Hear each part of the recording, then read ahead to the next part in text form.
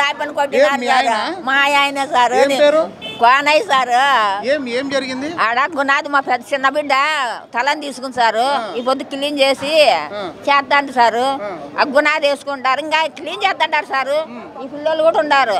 అది ఏం జరిగిందో తెలియదు సార్. మేము ఇద్దరం వచ్చిమే మాకు ముందుకు వేసినారా అన్నారంట సార్. అందరూ ఇంటి అంతా వచ్చినారంట సారు. వచ్చి కొట్టినారంట సారు. వచ్చి దొబ్బినాడంట. మేము లేదు సార్ నీకు ఆసుపత్రికి వచ్చిన అది తలకాయ వగిలింది సార్.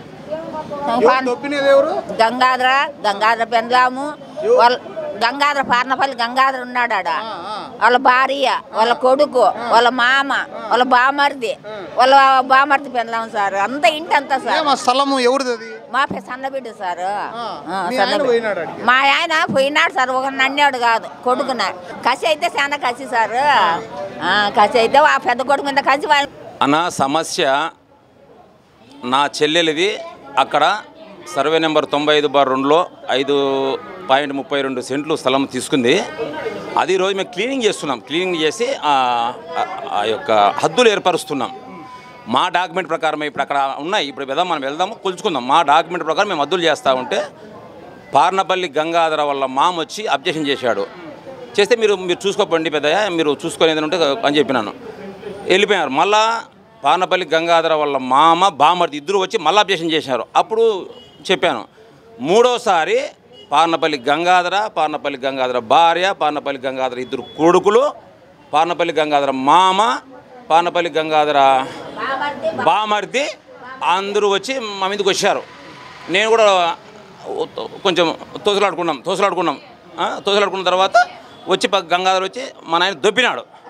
దొబ్బుతానే కింద పడి చంపేసినారు. అంతే ఇంకా ఆడ ఇంకా స్పాట్లో అంతే. అది జరిగింది. ఇంకా అంతకంటే ఏం లేదు.